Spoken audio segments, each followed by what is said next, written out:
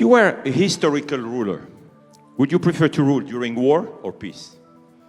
Well, I want to be, again, a peacemaker, and I want to keep us out of war, but sometimes to do that, you have to have a very strong country, you have to have a very strong military.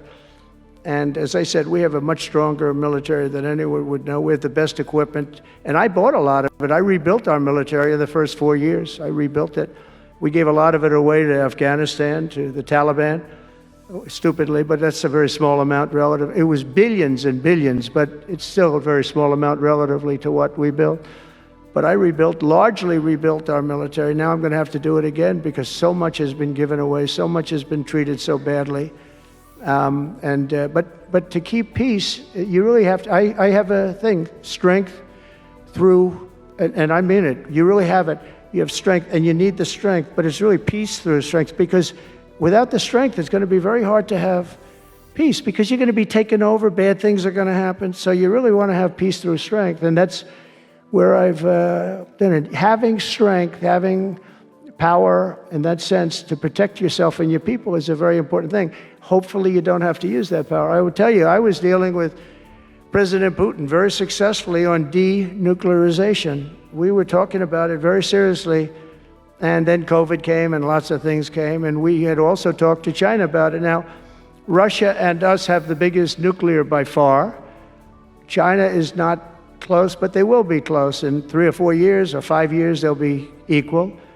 But we were going to talk to China, and I spoke to President Xi about it very successfully. I think we were going to denuclearize it. We had to get the smaller nuclear powers, of which there are 4, 3 maybe, but 4 probably, to do something. We would have been able to do that. But I was having very strong talks with President Putin about denuclearization.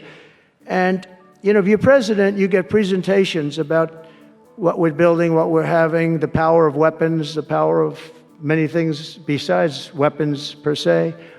What I saw, the power of nuclear weapons, and we can never let that happen.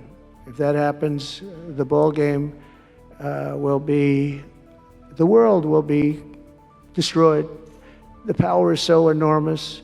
You look at Hiroshima, you look at Nagasaki, multiply that times 500 times, and the world would be destroyed. So you want somebody as your president, or you want somebody as your leader that understands that. We just can't let that happen. We can't let other countries get nuclear weapons. Not only Iran. Iran is a good example, and maybe the one that people think about, but we can't let that happen. The power of weaponry today is so enormous that the world would disintegrate, so we can't let it happen.